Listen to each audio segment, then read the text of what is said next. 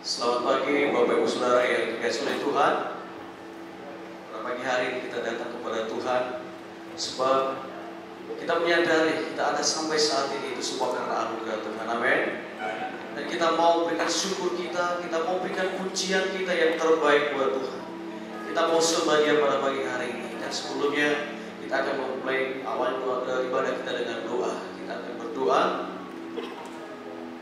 Bapa di surga, pada saat pagi hari ini kami segenap umat-Mu, kami berkumpul di tempat ini karena kami menyadari keberadaan kami ada sampai saat ini itu semua karena anugerah Tuhan. Itu semua karena pemeliharaan Tuhan. Dan itu semuanya Tuhan, kami mau kembalikan ucapan syukur kami. Kami mau berikan pujian kami, penyembahan kami kepada Tuhan. Karena hanya Engkaulah Allah yang berkuasa, Allah yang layak terima pujian kami. Itu sebabnya pagi hari ini kami percaya Engkau hadir, Engkau ada di tengah-tengah kami, bahkan dalam setiap hati kami. Tuhan sertai pada kami dari awal pertengahan sampai selesai. Tuhan yang pimpin dengan kuat kuasa Roh Kudus-Mu, urapi kami semua yang melayani, biar kami ada dalam pimpinan Tuhan dan pengurapan Tuhan. Kami percaya Tuhan, semua kami yang ada pagi hari ini yang memiliki beban berat, semua beban kami diangkat oleh Tuhan. Yang punya kesusahan, kami dihiburkan oleh Tuhan. Yang lemah dalam iman dan secara fisik dikuatkan kembali oleh Tuhan. Kami percaya yang sakit disembuhkan oleh Tuhan. Terima kasih Bapa. Kami mulai ibadah kami siap menyembah Engkau di dalam nama Yesus Kristus. Haleluya. Amin. Puji Tuhan, Bapak Saudara yang dikasihi Tuhan. Kita mau menyembah Tuhan pagi hari ini. Haleluya.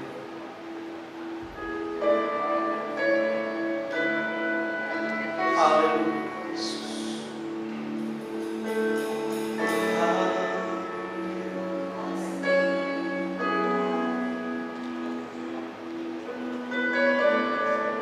Terima kasih.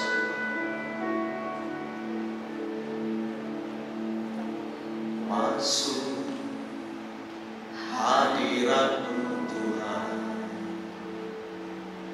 dengan korban pujian. Masuk hadirat-Mu Tuhan perhiaskan kekudusan.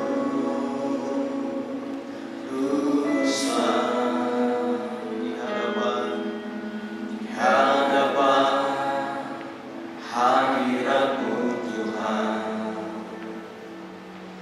rasakan kedamaian di hadapan hadirat-Mu Tuhan. Nama hadirat-Mu Tuhan.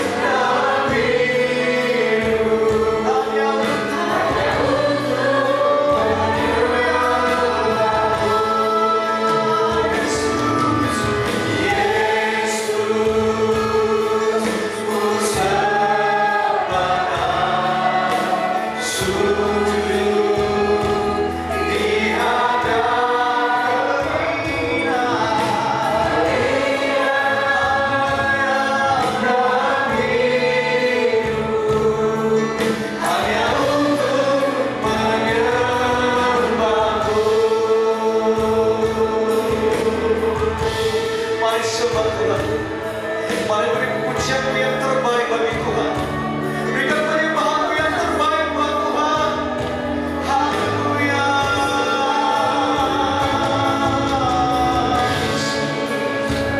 Kami sembah Kau Tuhan.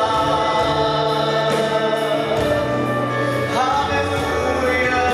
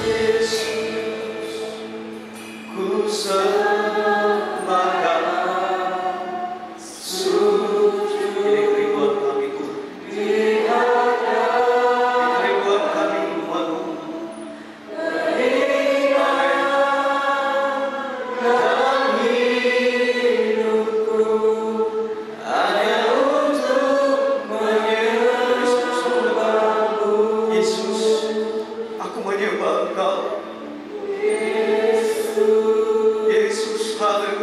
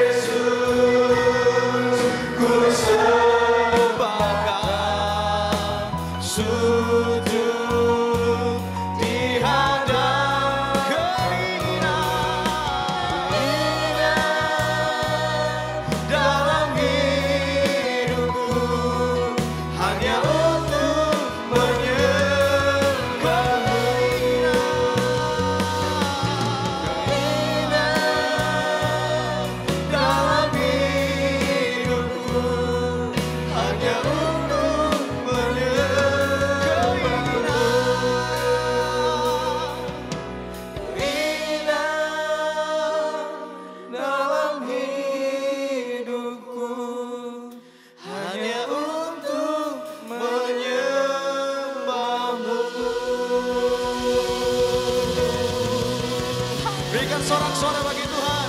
Berikan kemuliaan bagi Tuhan. Katakan haleluya. Haleluya. Siapa yang membebaskan kita, namanya siapa? Yesus. Haleluya. Dia adalah Allah yang berkuasa, Dia Allah yang berkuasa. Amin. Haleluya Tuhan.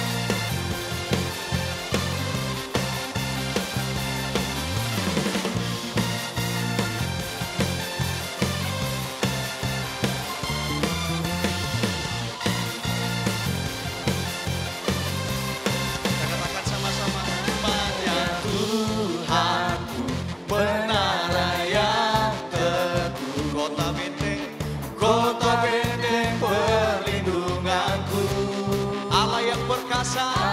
Amin. Haleluya. Dia Bapa yang kekal. Gunung batu keselamatan. Katakan sama-sama. Engkau yang termulia di bumi di surga, termasyhur perkasa selamanya. Engkau yang berkuasa di dalam segala hal, ada kuasa dalam nama Yesusku. Haleluya. Dengan tepuk tangan yang beri baik buat Tuhan.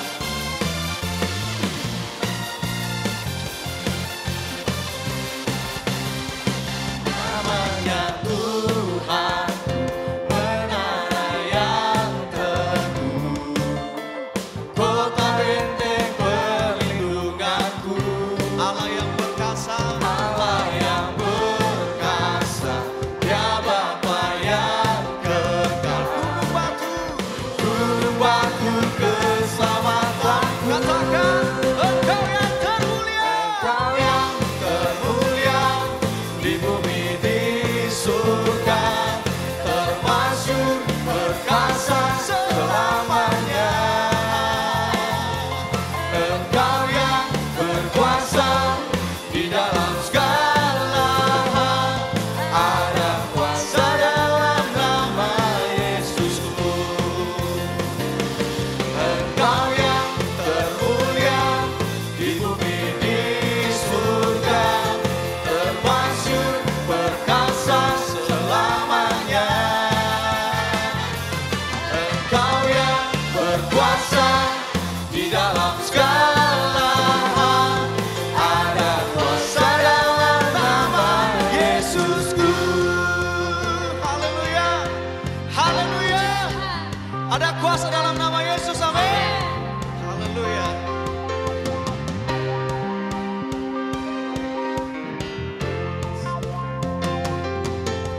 Nama di atas segala nama. Amin Tuhan. Nama yang telah membebaskanku. Segala kuasa tunduk pada nama itu. Yesus Tuhan segala Tuhan. Nama di atas segala nama. Nama di atas segala nama. Nama yang telah membebaskanku. Segala kuasa tunduk. Segala kuasa tunduk pada nama itu. Yesus Raja segala raja. Engkau yang berkuasa, Engkau yang termulia di bumi di surga, termasyhur perkasa selamanya. Engkau yang berkuasa di dalam segala hal, ada kuasa dalam nama Engkau Yesus. yang termulia Tuhan. Engkau yang termulia di bumi di surga, termasyhur perkasa selamanya. Engkau yang berkuasa di dalam segala hal, ada kuasa dalam nama Yesusku. Ada kuasa. Ada kuasa dalam nama Yesus. Ada kuasa. Ada kuasa dalam nama Yesusku. Haleluya. Haleluya. Haleluya. Terima kasih Tuhan. Mari jemaat Tuhan silakan berdoa.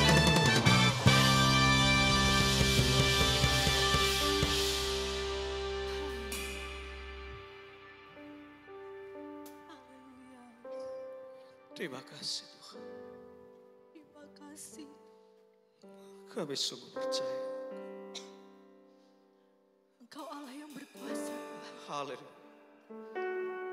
Kuasamu sungguh lebih besar. Amin. Tuhan Yesus. Kuasa-Mu lebih besar dari kehidupan. Ya. Engkau terlebih besar dari setiap masalah kami. Engkau terlebih besar dari setiap beban kami. Haleluya. Oh, haleluya. Siapakah kami Tuhan di hadapan-Mu? Haleluya. Kami percaya setiap kami pada hari ini, kami mau mengakui kebesaran dan keagungan-Mu. Amin Tuhan. Ini yang menjadi pujian kami Tuhan. Ya Yesus. Yesus terlebih besar. Yesus terlebih besar di dalamku, di dalamku. Amin. Yesus terlebih besar.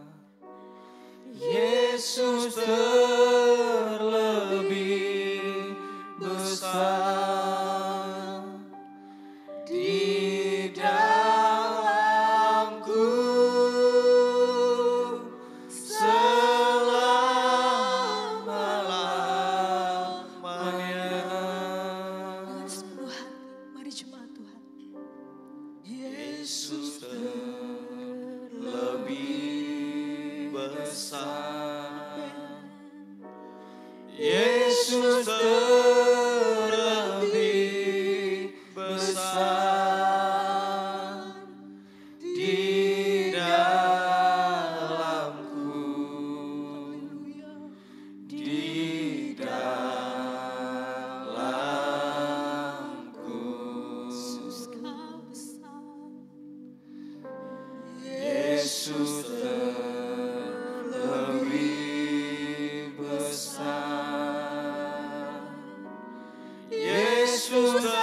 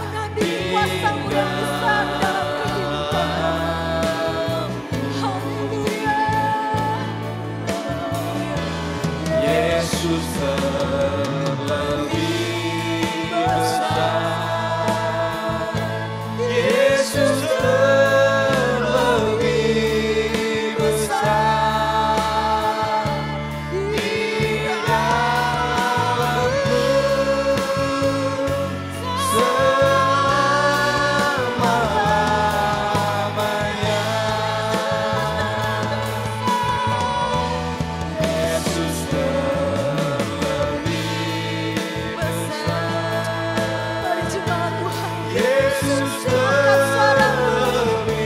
Nyatakan Tuhan, kuasa-Mu besar bagi kami. Tidak ada yang dapat membuat Kau mati. Tidak ada yang membuat kami kehilangan harapan. Karena kami percaya kuasa-Mu jauh lebih besar. Yesus lebih besar. Yesus lebih besar. Di dalamku selama-lamanya. Di dalamku selama-lamanya. Di dalamku selama-lamanya.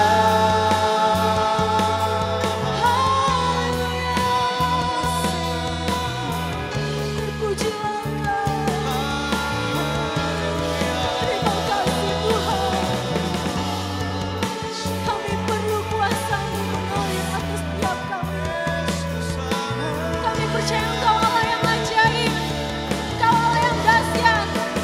Engkau Allah yang luar biasa bagi setiap kami. Biar Engkau hanya harapan kami. Hanya Engkau yang kami andalkan Tuhan.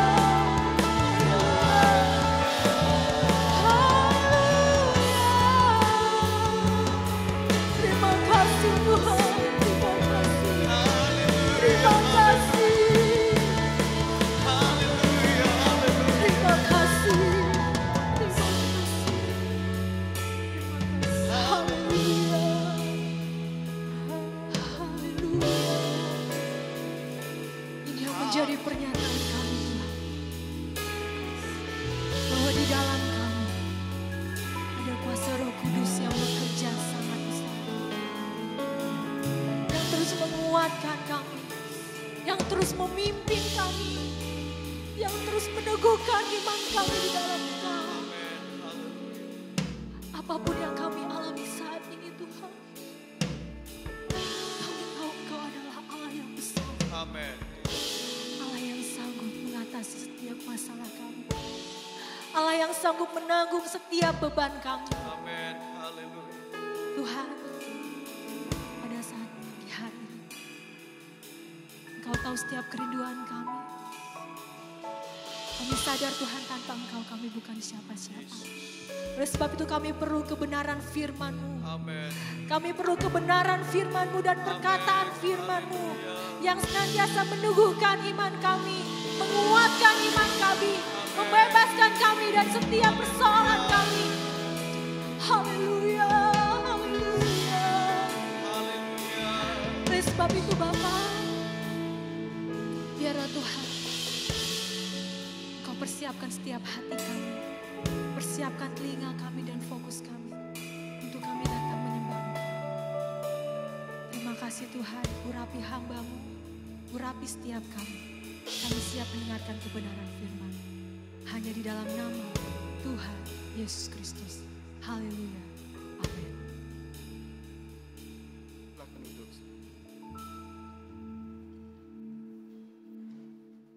Haleluya. Segala puji dan hormat serta kemuliaan hanya bagi Tuhan kita Yesus Kristus. Raja di atas segala raja dan Tuhan di atas segala Tuhan. Bapak, Ibu, dan Saudara yang dikasihi Tuhan, kita tetap bersyukur kepada Tuhan hari ini, tanggal 12 Juli 2020, kembali kita bisa beribadah di gereja. Walaupun tentu dengan batasan jumlah hadir yang dianjurkan oleh pemerintah. Juga dengan jaga jarak, pakai masker, cuci tangan, serta di thermogans untuk melihat suhu badan kita. Dan gereja juga mengharuskan jemaat melalui bilik disinfektan demi keamanan bersama. Saudara, dengan adanya batasan jumlah hadir di setiap ibadah, maka setiap ibadah dibatasi jumlah hadir maksimal 175 orang. Oleh karena itu dimohon dengan hormat Bapak Ibu dan Saudara yang hadir pada ibadah pertama, tidak hadir dalam ibadah yang kedua. Karena khotbah yang disampaikan juga sama. Nah, untuk kerjasamanya disampaikan terima kasih. Saudara, dengan adanya batasan jumlah hadir, maka ibadah kita juga akan disiarkan secara online pada pukul 11 siang. Sekali lagi pada pukul 11 siang. Agar memberi kesempatan bagi saudara-saudara kita yang tidak bisa beribadah di gereja pada hari ini. Supaya mereka juga bisa terima berkat Tuhan, diberkati dan jadi berkat. Tema khotbah yang saya sampaikan hari ini, tulang Elisa.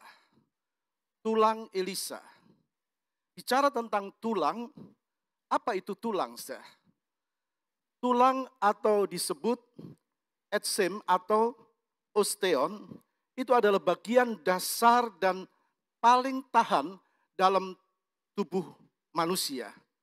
Kita semua punya tulang. Jadi setiap manusia memiliki tulang untuk menopang bagian-bagian tubuhnya. Karena itu tulang menyatakan kekuatan tubuh. Tanpa tulang kaki, maka orang tidak akan mampu berjalan tanpa tulang kaki. Demikian juga dengan tulang tangan. Tanpa tulang tangan, manusia juga tidak bisa melakukan sesuatu. Tidak mampu melakukan sesuatu. Tanpa tulang punggung, manusia tidak akan mampu untuk berdiri dengan tegak. Tanpa tulang punggung. Demikian juga tanpa tulang leher, manusia tidak akan mampu tengadah. Jadi Tuhan itu sudah menatanya begitu luar biasa. Jadi Tuhan berikan juga kepada kita pengertian secara rohani. Kalau tulang bicara tentang kekuatan tubuh, maka secara rohani tulang juga bicara tentang kekuatan iman. Jadi hari ini kita bicara tentang kekuatan tulang dalam tanda kutip, tulang iman. Bukan kekuatan tulang secara hurufiah. Walaupun kita juga perlu kekuatan tulang secara hurufiah. Untuk apa? Untuk menopang aktivitas kita sehari-hari. Dan itu memang harus. Jadi tidak salah kalau orang menjaga tulangnya, ya, orang menjaga kesehatannya, tubuhnya, misalnya dengan berolahraga atau minum vitamin dan sebagainya. Tapi kita jangan lupa tentang tulang kekuatan iman. Kenapa? Ada orang-orang yang hanya memperhatikan kekuatan tulang tubuhnya secara hurufiah, secara jasmani. Ya, dengan berolahraga, dengan minum vitamin, dengan menjaga pola makan dan sebagainya dan sebagainya. Tapi mereka lupa untuk menjaga tulang kekuatan imannya. Kenapa perlu dijaga kekuatan tulang iman kita? Kita tahu betapapun kuatnya tulang seseorang secara jasmania yang mampu menampung atau menopang aktivitasnya sehari-hari, toh kekuatan tulang hurufiahnya, jasmanianya itu terbatas. Alkitab sudah menjelaskan dalam kitab Ayub pasal 20 ayat 11. Kita lihat Ayub pasal 20 ayat 11. Tulang-tulangnya boleh penuh tenaga orang muda. Tulang-tulangnya boleh penuh tenaga orang muda. Tetapi tenaga itu pun akan membaringkan dia bersama dia dalam debu. Orang boleh punya tenaga yang kuat. Dan semua orang mendambakan kekuatan secara tubuh, itu tidak salah. Tapi harus punya kekuatan iman, tulang kekuatan iman.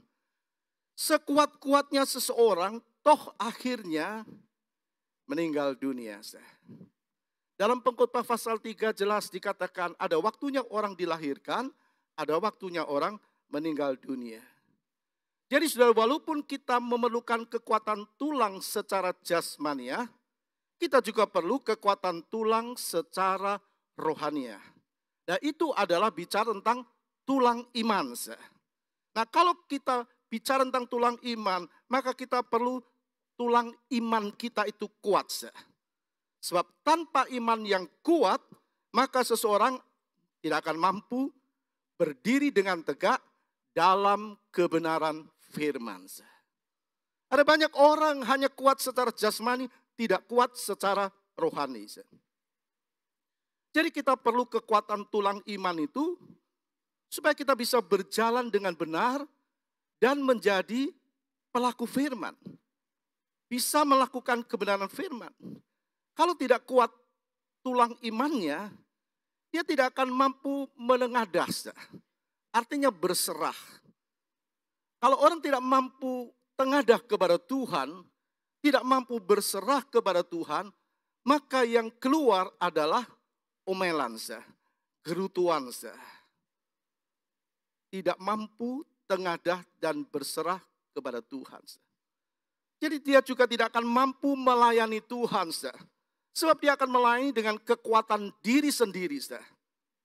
Dia akan melayani Tuhan tapi mungkin asal-asalan. Nah kita bisa bayangkan orang yang tidak punya kekuatan iman. Apa yang terjadi? Apa yang terjadi kalau orang tidak punya kekuatan iman? Tadi kita tahu bahwa tulang itu mampu menopang bagian-bagian tubuh. Nah seseorang yang tidak punya kekuatan tulang jasmani, dia tidak bisa berdiri dengan tegak.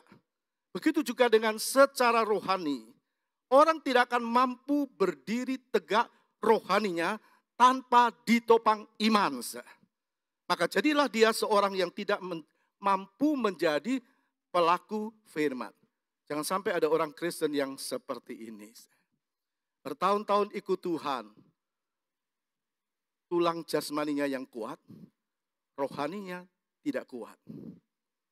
Kita sudah mendengar firman beberapa waktu yang lalu. Kuat di luar, keropos di dalam. Jadi seseorang yang tidak mampu menjadi pelaku firman, maka dia tidak akan mampu berbuat sesuatu untuk Tuhan. Tidak mampu. Tidak mampu berbuat sesuatu untuk pekerjaan Tuhan. Kenapa? Sebab tulang imannya tidak berfungsi dengan baik. Nah begitu pula seorang yang tidak mampu tengadah. Tidak mampu berserah kepada Tuhan. Maka tulang punggung, tulang dalam tanda kutip, tulang iman, tulang punggungnya tidak kuat. Jadi kita mengerti tulang secara jasmani perlu, tapi kita perlu tulang iman secara rohani. Tulang jasmani maupun tulang rohani, artinya bicara tentang tulang secara hurufiah, tadi kita membaca, sekuat-kuatnya toh bisa meninggal dunia. Kalau tidak dijaga, maka kedua-duanya bisa keropos. Baik tulang secara jasmani maupun tulang secara rohani. Sekali lagi. Jadi kalau tulang itu tidak dijaga, baik tulang secara jasmani atau secara rohani, bisa keropos. Kalau tulang secara jasmani keropos, dalam bahasa medis disebut osteoporosis. Nah, osteoporosis ini adalah pengeroposan tulang dan bisa terjadi di seluruh bagian tubuh. Orang akan alami kesulitan. Kalau seseorang alami misalnya patah tulang, maka itu akan mengganggu aktivitasnya sehari-hari. Nah, begitu juga sebaliknya. Kalau orang tulangnya kuat, dia mampu bergerak kemana, dia mampu beraktivitas dengan luasa. Begitu juga secara rohani. Nah kita tahu sudah, kita mengerti tulang itu memang harus dijaga. Tulang itu bisa lemah karena persoalan. Tulang iman bisa lemah karena persoalan. Dalam kitab Mazmur 31 ayat 11. Mazmur 31 ayat 11. Sebab hidupku habis dalam duka dan tahun-tahun umurku dalam keluh kesah. Kekuatanku merosot karena sengsaraku dan tulang-tulangku menjadi lemah. Merosot karena sengsaraku dan tulang-tulangku menjadi lemah. Sebab hidupku habis dalam duka dan tahun-tahun umurku dalam keluh kesah.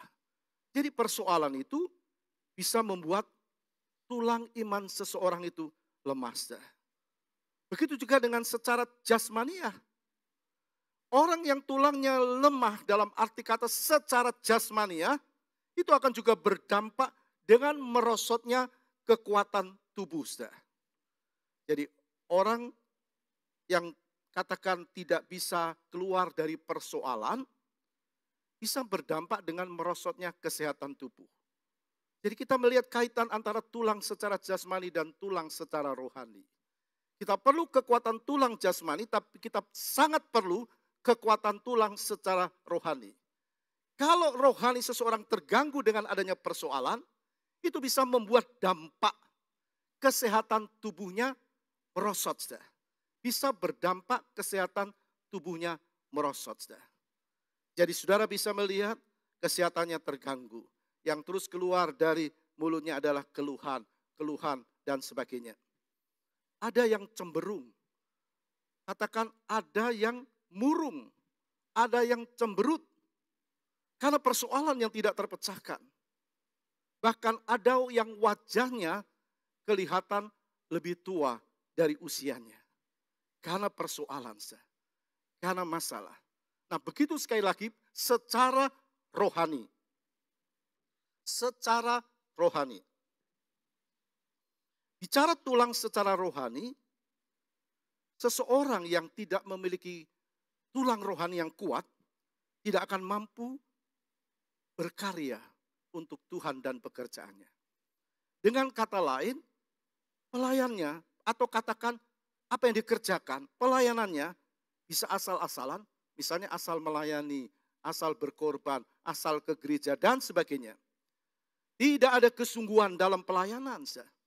Dan tentu ini dampaknya tidak menjadi berkat bagi dirinya, juga bagi orang lain.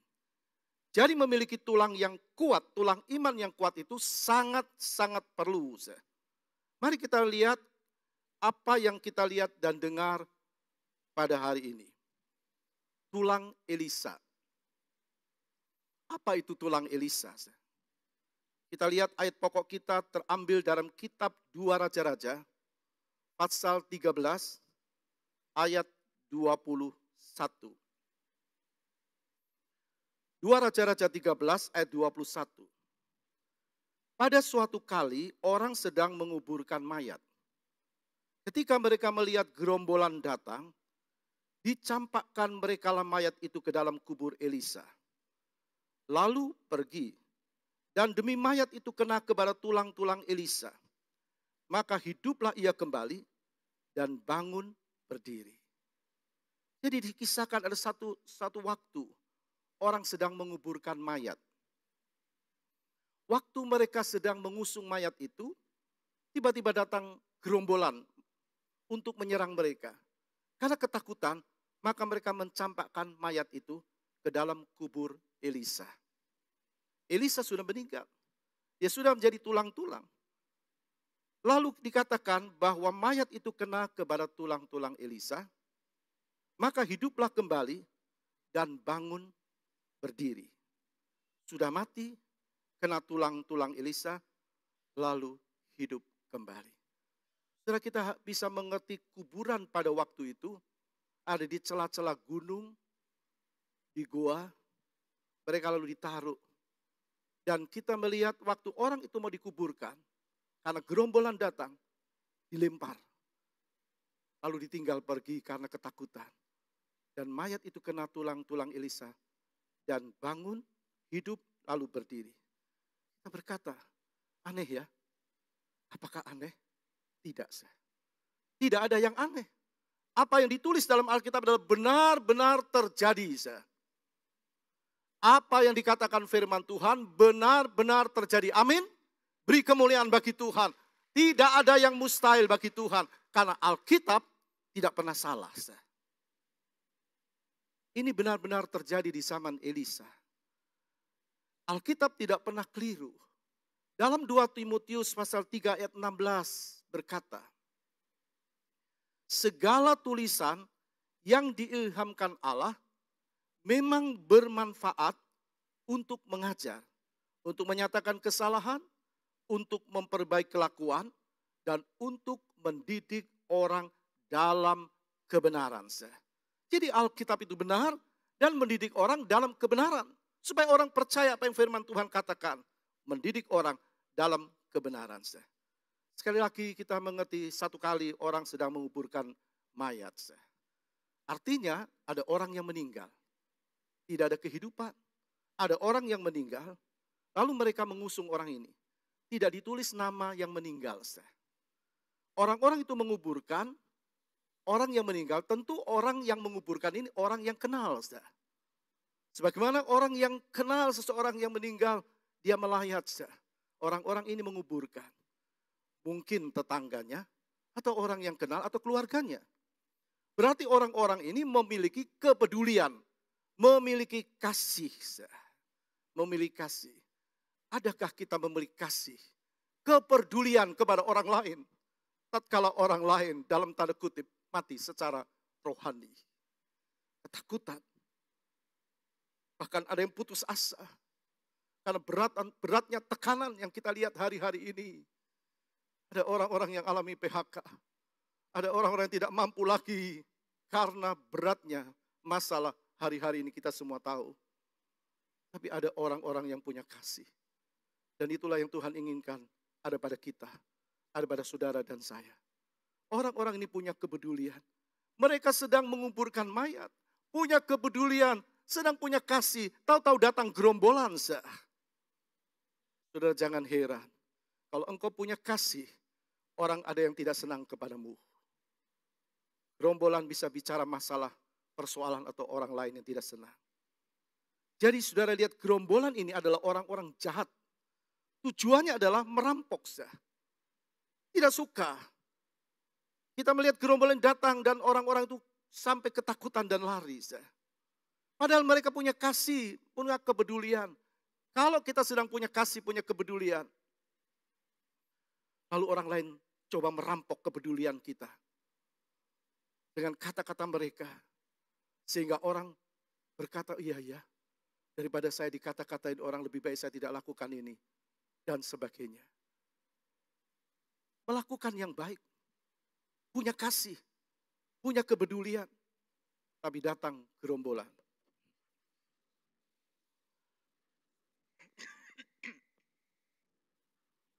Jadi gerombolan ini adalah orang-orang jahat.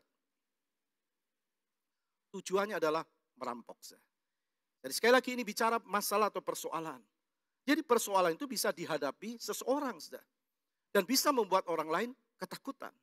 Nah kita tahu ketakutan memang manusiawi. Kita lihat orang-orang ini dalam ketakutan mereka tanpa pikir panjang. Nah, ada orang-orang yang dari ketakutan. Tanpa pikir panjang lemparkan itu. Saudara, adakah kita tidak mau berpikir panjang? Di saat kita lakukan yang baik, ada Tuhan yang menyertai kita, amin. Ada Tuhan yang menyertai saudara dan saya. Jangan kita lepas tangan.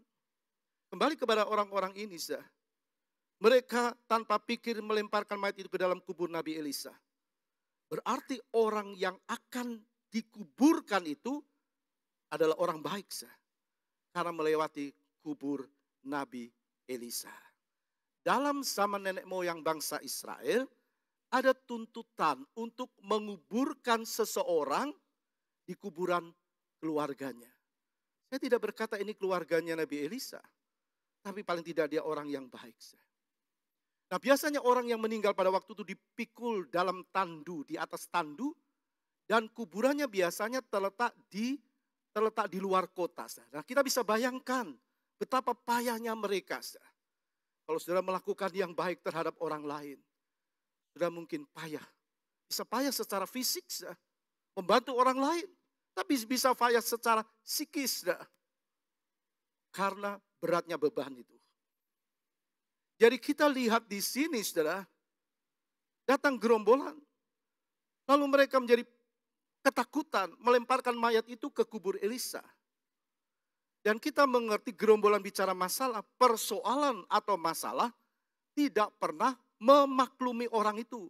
Apakah orang itu lelah, penat atau tidak, melakukan yang baik atau tidak? Tidak. Tujuan persoalan itu agar apa? Orang dilelahkan supaya putus asa. Hati-hati dengan situasi hari-hari ini. Jangan sampai kita putus asa atau dilelahkan dengan persoalan-persoalan ini.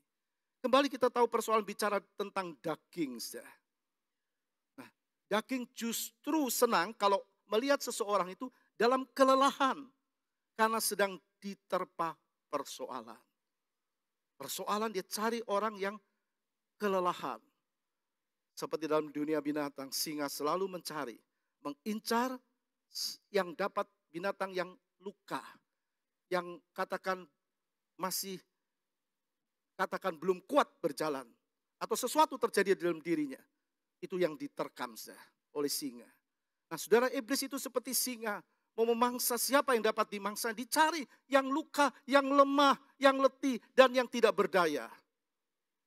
Dan kita melihat singa selalu memangsa, mematikan, menerkam di leher, jalan pernafasan. Jangan sampai kita di saat-saat seperti ini, rohani kita dimatikan dengan persoalan. Tapi kita mau datang sama Tuhan. Punya tulang rohani yang kuat, kita bisa berdiri dengan tegak, kita bisa melayani Tuhan dengan tangan iman kita, kita bisa tengadah, kita bisa berseru kepada Tuhan. Kita tahu pasti ada pertolongan Tuhan. Jadi sudah lihat siapa Elisa ini?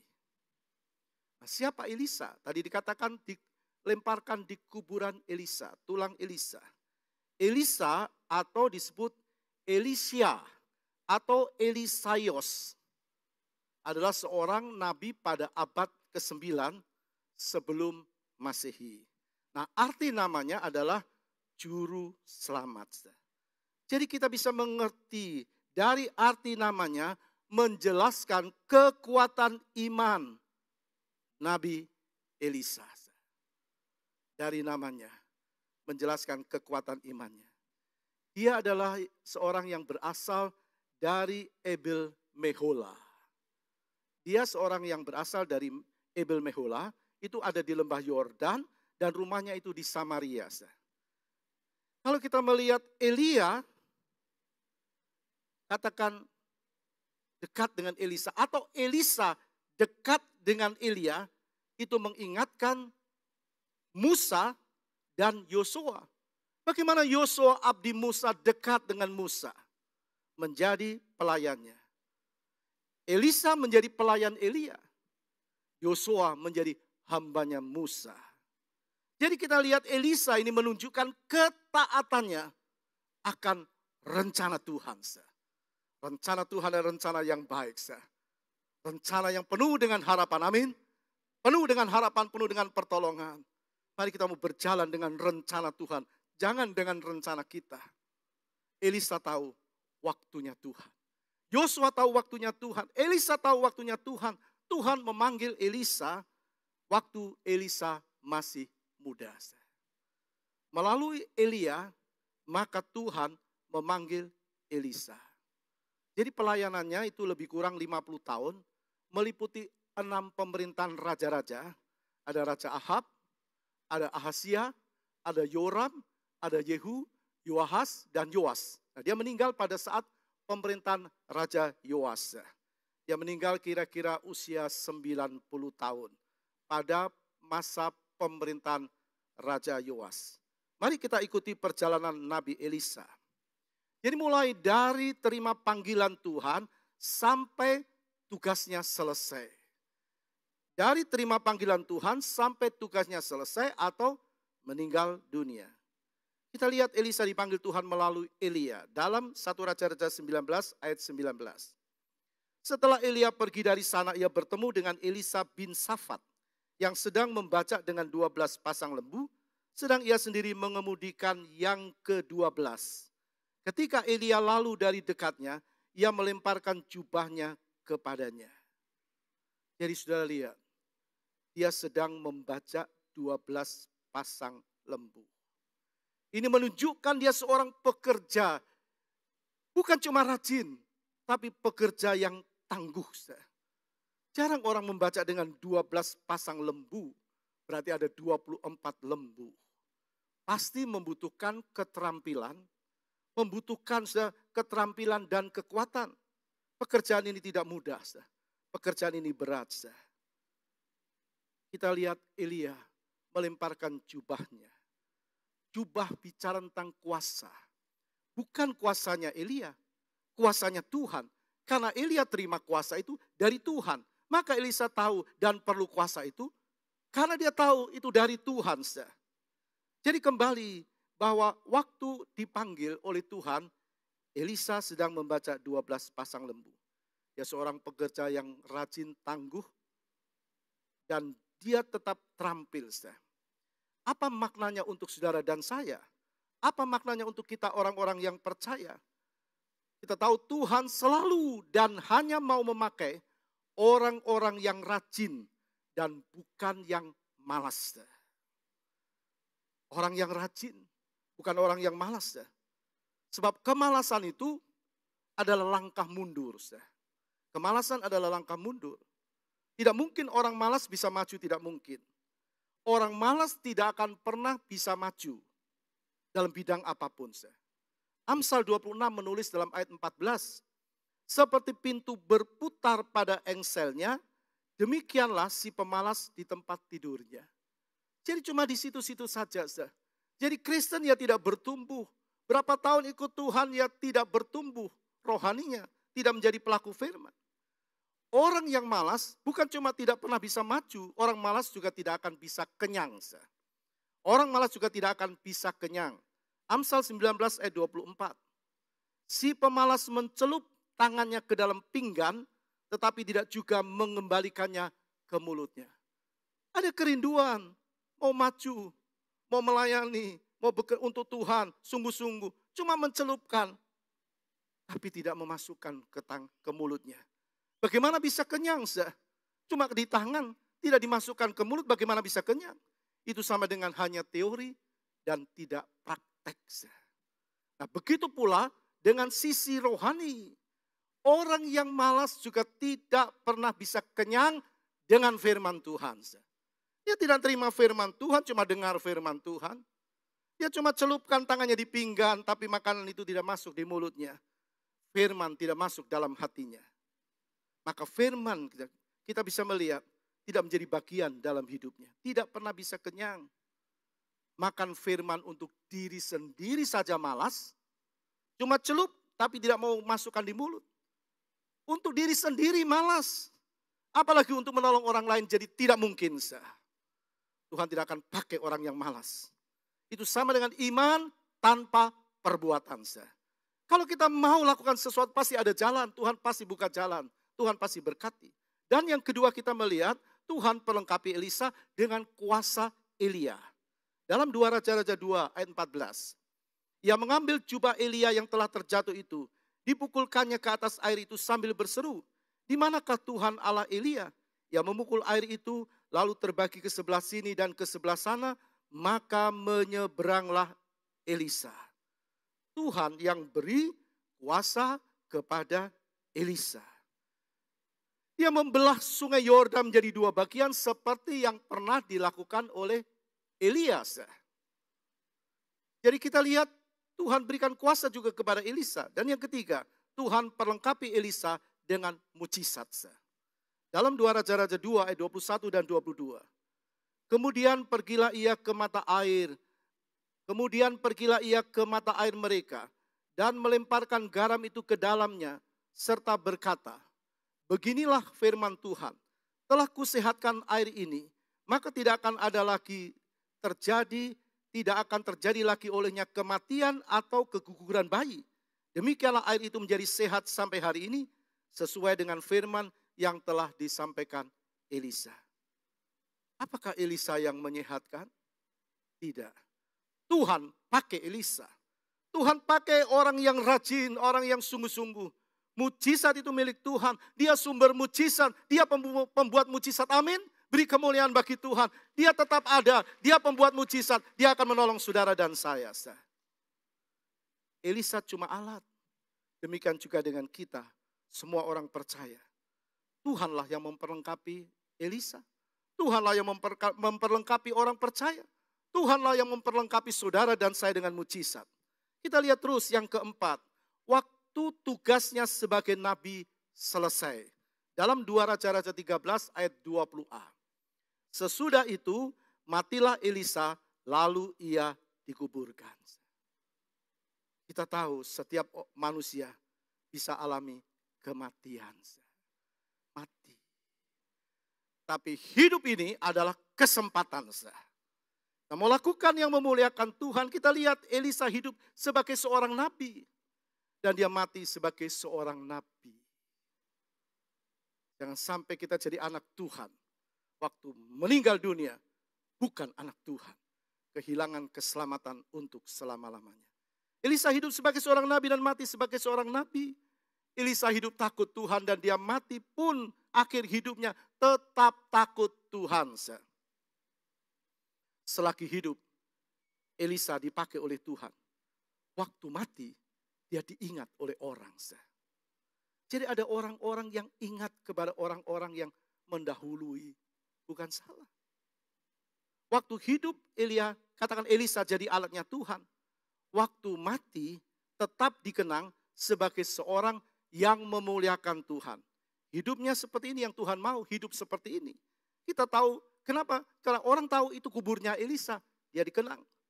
Bukankah ada orang-orang yang selagi hidupnya itu Tuhan pakai untuk jadi alat Tuhan? Misalnya menguatkan orang, menghibur orang, menasihati orang lain, menolong orang lain dan sebagainya. Supaya orang itu setia kepada Tuhan. Tapi kita tahu, kemudian orang-orang itu meninggal dunia. Karena manusia bisa meninggal dunia. Nah, suatu waktu ada orang-orang yang teringat dengan orang-orang yang sudah meninggal, yang dulu melakukan yang baik. Katakan yang telah dilakukan oleh orang-orang dulu, orang ini teringat dengan apa yang orang lain lakukan dulu. Menguatkan dia, menasihati dia untuk setia kepada Tuhan. Nah, kalau orang-orang ini teringat, kalau seseorang ingat mereka, orang-orang yang sudah meninggal itu, bahwa mereka dulu melakukan yang baik, yang setia. Apakah keliru? Apakah salah? Tidak, saudara. Karena orang-orang ini tidak mengkultuskan mereka. Kalau mengkultuskan, itu keliru. Kalau ingat, tentu saudara pernah ingat orang tua saudara. Keluarga saudara yang lebih dulu dipanggil oleh Tuhan. Saya juga sering teringat dengan kedua orang tua saya. Yang selalu mensupport pelayanan saya. Dan saya selalu teringat kata-kata, ucapan-ucapan beliau yang menguatkan iman dan pelayanan saya. Juga itu dialami oleh saudara-saudara saya, kakak saya, adik-adik saya, selalu ingat kebaikan-kebaikan orang tua. Nah, kita lihat begitu pula dengan kehidupan Elisa. Waktu hidup, Elisa dipakai Tuhan. Kemudian dia meninggal. Dan kuburnya diingat orang sebagai kubur Nabi Elisa. Orang tahu ini kuburnya Elisa. Karena Elisa seorang nabi yang melakukan firman Tuhan. Tapi coba kalau itu kuburnya penjahat gerombolan. Orang akan lewat dan orang tidak ingat lagi. Mari kita mau memuliakan Tuhan dengan hidup ini. Kalau ada istilah gajah mati meninggalkan gading. Harimau mati meninggalkan belang. Manusia mati meninggalkan nama. Lakukan yang terbaik kepada istri kalau engkau seorang suami. Kalau engkau seorang istri, lakukan yang baik terhadap suamimu. Kalau engkau orang tua, lakukan yang terbaik buat anak-anakmu. Kalau engkau anak, lakukan yang terbaik bagi orang tuamu. Selagi mereka masih hidup. Kita kembali kepada ayat pokok kita. 2 Raja-Raja tadi 13 ayat 21. Pada suatu kali orang sedang menguburkan mayat. Ketika mereka melihat gerombolan datang. Dicampakkan merekalah mayat itu ke dalam kubur Elisa. Lalu pergi. Dan demi mayat itu kena kepada tulang-tulang Elisa. Maka hiduplah ia kembali dan bangun kembali. Apa mustahil bagi Tuhan? Tidak mustahil bagi Tuhan. Sebab bukan tulang-tulang Elisa yang membuat mayat itu hidup kembali. Bukan tulang-tulang Elisa. Tapi Tuhan. Tapi Tuhan. Kuasa Tuhanlah yang membuat mayat itu hidup kembali. Melalui Tuhan pakai tulang-tulang Elisa. Apa salah kalau Tuhan pakai media tulang Elisa untuk menghidupkan orang yang sudah mati. Yang sudah dikuburkan dan akan dikuburkan. Tidak ada yang mustahil bagi Tuhan. Apapun persoalanmu, apapun persoalan kita.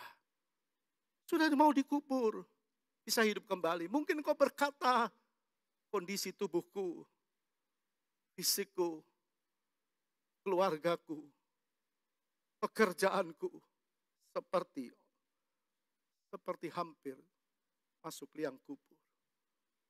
Tapi ada Tuhan yang pembuat mujizat itu ada bersama dengan saudara. Amin. Beri kemuliaan bagi Tuhan. Dia tetap hidup, dia tetap ada. Jadi saudara, apa mustahil bagi Tuhan? Tidak mustahil. Bukan tulang Elisa yang menghidupkan, tapi Tuhan. Tidak ada yang mustahil bagi Tuhan. Mayat itu bangkit bukan karena tulang-tulang Elisa. Tulang Elisa adalah benda mati. Tapi mengapa Tuhan pakai sebagai media? Kenapa Tuhan pakai? Yang pertama, karena itu otoritasnya Tuhan.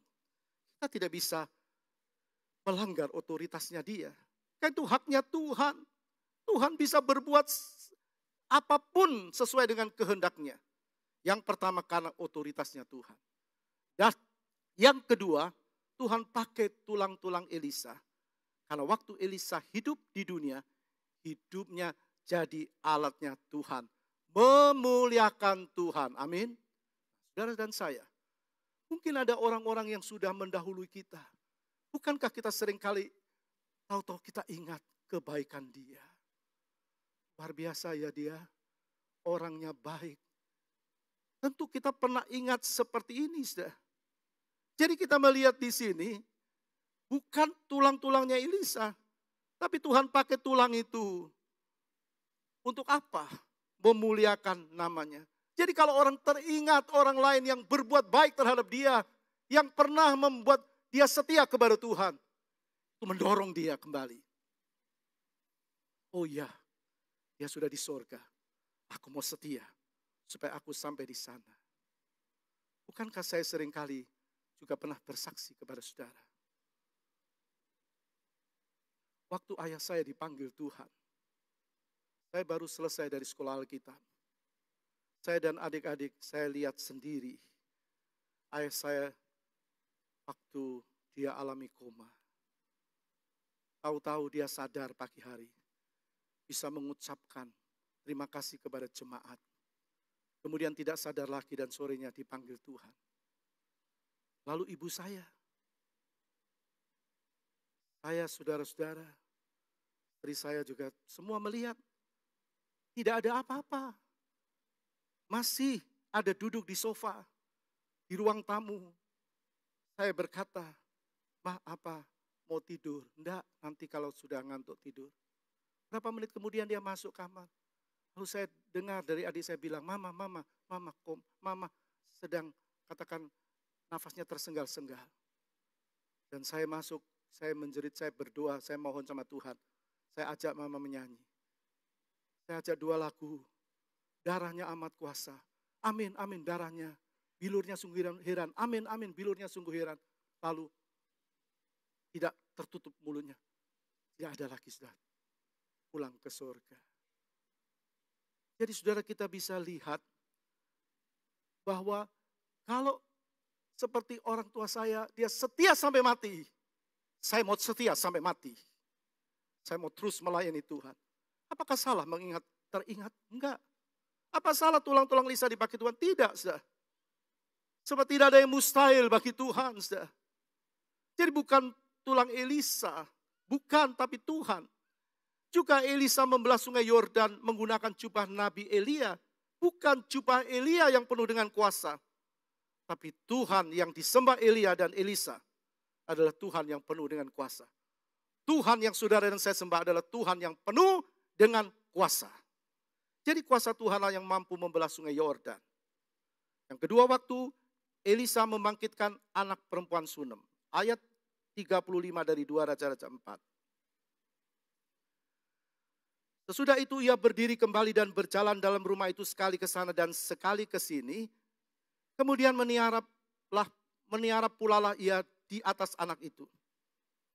Maka bersinlah anak itu sampai 7 kali. Lalu membuka matanya. Ini bukan kuasa Elisa. Tapi kuasa Tuhan yang ada pada Elisa. Jadi yang menghidupkan kembali anak perempuan Sunem ini bukan Elisa. Juga bukan caranya Elisa. Kadang orang tiru-tiru cara. Bukan caranya Elisa. Cara Tuhan. Yang Tuhan suruh Elisa lakukan itu. Tuhanlah yang menghidupkan anak itu. Elisa cuma alat Tuhan. Terus kita lihat 2 Raja 4 ayat 41. Yang ketiga. Waktu Elisa menyehatkan makanan dalam kuali. Tetapi berkatalah Elisa, ambillah tepung. Dilemparkannyalah itu ke dalam kuali serta berkata, cedoklah sekarang bagi orang-orang ini, supaya mereka makan, maka tidak ada lagi sesuatu bahaya dalam kuali. Elisa pakai media tepung untuk menetralkan racun dalam kuali. Kita tidak boleh ikut-ikut dengan cara yang Tuhan tidak suruh kita. Tuhan suruh Elia, Tuhan suruh Elisa. Jadi kita melihat di sini, bukan Elisa sekali lagi yang mampu menetralkan racun dalam masakan di kuali, bukan. Tapi karena Tuhan, bukan juga karena tepung, bukan. Kadang-kadang orang tertentu seperti mengkultuskan. Kita perjamuan roti tidak mengkultuskan tubuh, atau tidak mengkultuskan roti, juga tidak mengkultuskan anggur. Tapi kita berkata, inilah tubuhnya Tuhan. Inilah darahnya Tuhan. Sesuai dengan firman. Jadi yang memberkati kita, yang menolong kita, menguatkan kita adalah Tuhan. Adalah Tuhan. Jadi saudara, kembali kita melihat, bukan Elisa yang mampu menetralkan racun. Bukan juga tepung. Tapi Tuhan yang Elia sembah. Itulah yang mampu menetralkan racun di dalam kuali. Juga bukan garam yang menyehatkan air. Tapi kuasa Tuhan. Kuasa Tuhan. Karena itu yang harus ditinggikan. Yang harus disanjung adalah Tuhan. Bukan Elisa. Elisa cuma alat. Bukan hamba Tuhan. Hamba Tuhan cuma alat. Tapi Tuhan yang harus ditinggikan. Juga pelayan-pelayan Tuhan. Anak-anak Tuhan. Semua hanyalah alat. Kita lihat sudah, Tuhan mau pakai apa, sebagai apapun, ya terserah Tuhan. Karena itu haknya Tuhan. Coba kita baca Yeremia 18 ayat 6. Yeremia 18 ayat 6. Masakan aku tidak dapat bertindak kepada kamu seperti tukang periuk ini, hai kaum Israel? Demikianlah firman Tuhan. Sungguh seperti tanah liat di tangan tukang periuk. Demikianlah kamu di tanganku, hai kaum Israel. Jadi Tuhan mau jadikan kita apa itu terserah Tuhan. Tapi yang pasti Tuhan jadikan kita pasti yang terbaik. Amin. Pasti yang terbaik. Tidak mungkin dia jadikan yang tidak baik. Untuk apa? Yang terbaik untuk kemuliaan namanya. Ya, terus yang keempat. Waktu Elisa menyembuhkan Naaman dari sakit kusta. 2 Raja-Raja pasal 5 ayat 14. Maka turunlah Naaman membenamkan dirinya 7 kali dalam sungai Yordan. Sesuai dengan perkataan abdi Allah itu. Lalu pulihlah tubuhnya kembali. Seperti tubuh seorang anak dan ia menjadi tahir. Pertanyaan kita. Mengapa Tuhan pakai sungai Yordan yang airnya keruh? Kenapa bukan sungai Abana dan Parpar yang seperti diinginkan oleh Naaman? Yaitu terserah Tuhan. Itu haknya Tuhan. Itu otoritasnya Tuhan. Naamanlah yang harus ikuti cara Tuhan. Dia harus menamkan diri ke dalam sungai Yordan 7 kali. Bukan 2 atau 3 kali. Begitu juga dengan anak-anak Tuhan. Kalau kita mau ikuti caranya Tuhan, Tuhan pasti menolong kita. Kita lihat katakan apa yang dikatakan Elisa. Dan Naaman ikuti dan dia sembuh. Bukan Elisa yang menyembuhkan kusta Naaman. Tapi Tuhan yang menyembuhkan. Yang kelima, waktu Elisa membuat kapak itu yang tenggelam menjadi terapung. Dalam 2 Raja-Raja 6 ayat 6. Tetapi berkatalah abdi Allah, kemana jatuhnya? Lalu orang itu menunjukkan tempat itu kepadanya. Kemudian Elisa memotong sepotong kayu. Lalu dilemparkannya ke sana, maka timbullah mata kapak itu dibuatnya. Elisa ambil sepotong kayu, lalu melemparkan ke sungai, dan mata kapak itu timbul dari dalam sungai. Mustahil? Enggak. Orang pasti berkata, loh kok sepotong kayu? Mana bisa mengangkat kapak, mata kapak yang dari mungkin batu? Mana bisa? Kenapa tidak ada orang yang menyelam dan mengambilnya? Semua tidak ada yang kebetulan. Tuhan yang punya cara. Tuhan punya cara yang orang tidak terpikirkan. Bagi manusia tidak mungkin. Tapi bagi Tuhan tidak ada yang tidak mungkin. Kembali kepada tulang-tulang Elisa. Kenapa bukan tulang-tulang dari nabi-nabi yang lain yang Tuhan pakai? Kenapa kok harus tulang-tulang Nabi Elisa? Apa karena rombongan pelayat itu melewati kuburan Nabi Elisa? Tidak ada yang kebetulan bagi Tuhan. Tuhan bisa pakai seseorang menolong kita. Bukan seorang yang menolong kita, tapi Tuhan yang pakai orang untuk menolong kita. Karena Tuhan Maha tahu. Saya yakin bukan karena kebetulan pengusung ini lewat kuburan Elisa, bukan kebetulan. Tapi memang Tuhan memang mau pakai tulang-tulang Elisa. Tuhan mau pakai tulang-tulang Elisa untuk menghidupkan kembali mayat itu. Dan itu haknya Tuhan supaya nama Tuhan dipermuliakan. Jadi Tuhan pakai. Ya, pakai Elia membelah sungai Yordan. Sehingga Elisa dan Elia bisa berjalan. Elisa juga bisa membelah sungai Yordan itu karena Tuhan. Bukan karena Elisa. Sekali lagi, itu terjadi karena Tuhan. Kalau kita alami sesuatu pertolongan Tuhan, itu juga karena Tuhan. Bukan karena Elisa. Bukan karena tepung yang ditaburkan. Bukan karena katakan garam yang ditaburkan. Bukan sah. Tapi karena Tuhan. Jadi betul kita melihat bahwa Elisa menyuruh Naaman mandi 7 kali di sungai Yordan. Sehingga dia menjadi tahir. Sekali lagi bukan Elisa yang menyembuhkan. Tapi Tuhan.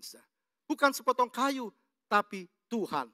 Tuhan yang membuat kapak itu mengapung dan ditemukan lagi. Kapak. Mata kapak. Benda berat. Benda berat. Kita bisa melihat di sini mujizat Tuhan tetap ada. Tidak mustahil. Kalau saudara seperti apa yang dialami ini. Kapak pekerjaan, kapak kesehatan, mata kapak pencaharian, dan sebagainya sedang ada di dalam sungai.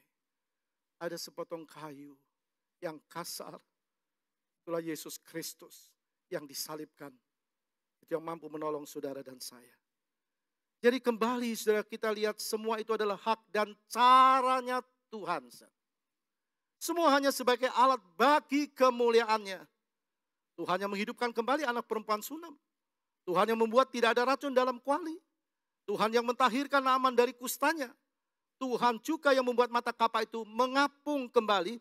Tuhan pula yang menghidupkan orang mati. Yakin saya kalau kita mau alami mujizat Tuhan. Minta Tuhan hadir dalam keluargamu. Minta Tuhan hadir dalam rumah tanggamu. Minta Tuhan hadir dalam hidupmu. Minta Tuhan hadir dalam pekerjaanmu. Minta Tuhan hadir dalam pelayananmu. Semua karena Tuhan. Karena itu hanya Tuhan yang harus kita sanjung dan tinggikan. Haleluya. Amin. Mari kita bangkit berdiri. Kita nyanyikan sebuah pujian.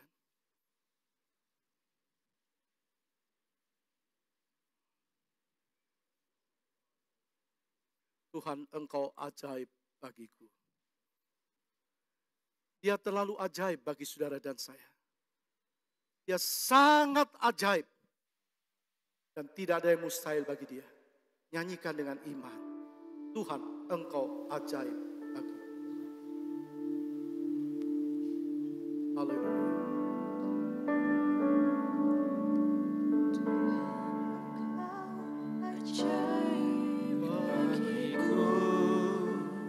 Mari nyanyikan.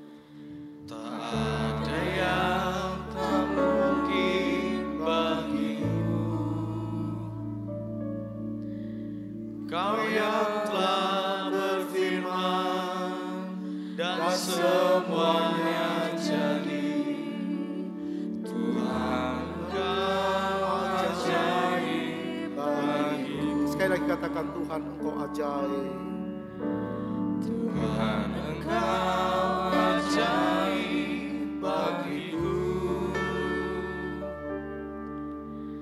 Tak ada yang tak mungkin bagimu. Semua yang ku saksikan perbuatan tanganmu. Tuhan, Engkau ajaib bagiku. Ku percaya Mari angkat tangan tiada kananmu. yang mustahil. Mujizat masih ada dalam hidupku. Sembuhkan sakitku, pulihkan jiwaku. Mujizat masih ada bagiku. Sungguh percaya. Percaya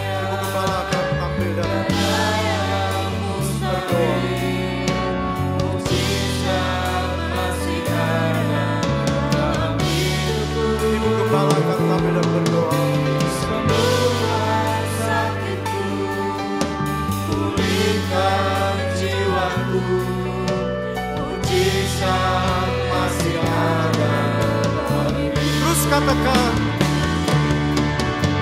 Sungguh percaya tiada yang mustahil, mujizat masih ada dalam hidupku. Sembuhkan sakitku, pulihkan jiwaku, mujizat masih ada dalam hidupku. Sungguh percaya tiada yang mustahil, mujizat masih ada dalam hidupku. Sembuhkan sakitku, pulihkan jiwaku, mujizat masih ada. Kita nyanyikan pujian dari awal. Haleluya, dengan percaya. Tuhan, Engkau ajaib bagiku, ya bagi kita. Tak ada yang tak mungkin bagimu. Kau yang telah berfirman dan semuanya jadi. Tuhan Engkau ajaib bagiku. Haleluya. Tuhan Engkau ajaib bagiku. Tak ada yang tak mungkin bagimu. Semua yang saksikan perbuatan tanganmu. Tuhan Engkau ajaib bagiku. Sungguh ku percaya tiada yang mustahil, mujizat masih ada dalam hidupku. Sembuhkan sakitku, pulihkan jiwaku, mujizat masih ada bagiku. Sungguh ku percaya tiada yang mustahil, mujizat masih ada dalam hidupku. Mari kita dekatkan hati kita kepada Yesus seperti mayat yang dekat dengan tulang Elisa dan terjadi kehidupan. Mari iman kita kerahkan. Haleluya. Sungguh ku percaya mujizat masih ada dalam hidupku. Sembuhkan sakitku, pulihkan jiwaku, mujizat masih ada bagiku. Haleluya.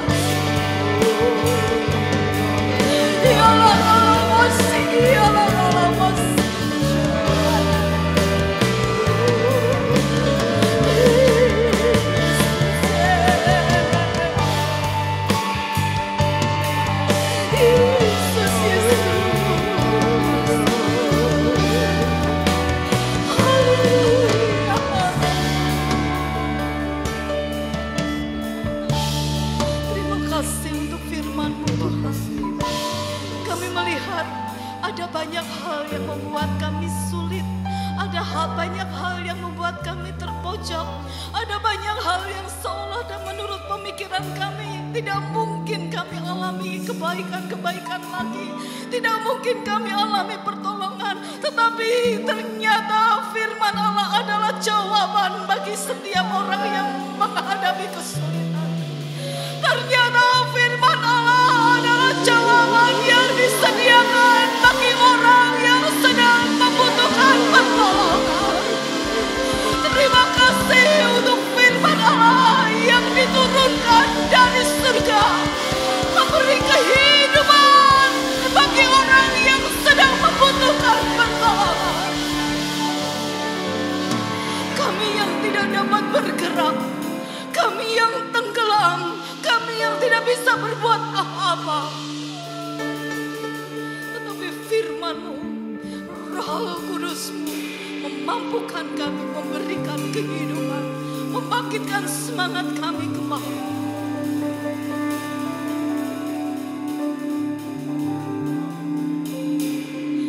Bapa, terima kasih untuk kasih-Mu yang sangat besar. Kami melihat ada satu kepedulian yang besar daripada Allah Bapa kami. Engkau sangat mencintai jemaat Tuhan. Tuhan Yesus, kami juga berdoa buat anak-anak-Mu yang tidak bisa beribadah komunal bersama dengan kami. Karena fisik mereka, karena usia mereka, karena keterbatasan mereka. Kami mengasihi mereka sama seperti Engkau mengasihi. Kami ingin memeluk mereka, kami ingin mengatakan bahwa Engkau sangat mengasihi. Biarlah mereka merasakan kasih Yesus yang sangat besar tercurah kepada mereka. Tidak ada hal yang bisa membuat kami jauh dari Engkau, Tuhan. Kami mengasihi seperti Engkau mengasihi mereka. Terima kasih Tuhan, terima kasih. Engkau melihat kebutuhan kami saat ini. Itu dalam pekerjaan, anak-anak muda, orang-orang tua. Kami butuh firman Allah. Kami butuh kehadiran Yesus. Kami butuh kekuatan Roh Kudus. Tuhan yang memampukan kami melakukan segala sesuatu. Tuhan yang memberkati kami. Tuhan yang mencukupkan kami. Tuhan tolong kami semuanya. Tuhan berikan kami hikmat akal budi. Meliharakan kesehatan kami Bapa. Berikan kami hikmat akal budi dalam membawa diri. Terima kasih Tuhan, terima kasih. Engkau berkati hamba-Mu yang sudah menyampaikan kebenaran firman-Mu. Engkau berkati jemaat Tuhan yang menaruh iman di dalam perkataan firman Allah yang dibentangkan. Terpuji nama-Mu Tuhan. Kami mengucap syukur buat kebaikan Tuhan. Di dalam nama Tuhan Yesus Kristus kami berdoa. Haleluya. Terima kasih Tuhan, terima kasih. Kami naikkan ucapan syukur kepadamu, kebaikan-Mu yang limpah atas kami. Mujizat-Mu atas kami ya Tuhan. Kau berkati seluruh umat-Mu, jemaat-Mu Alfa Omega, diberkati dan jadi berkat. Nama Tuhan dipermuliakan. Sekarang saudaraku yang dikasih Kristus, kita pulang dengan bawa berkat Allah Bapa, kasih sayang Yesus Kristus, dan persekutuan di dalam Roh Kudus, yaitu di dalam nama Tuhan Yesus Kristus. Pagi hari ini sampai Tuhan Yesus datang yang kedua kali. Haleluya. Amin. Tuhan berkati kita. Silakan duduk.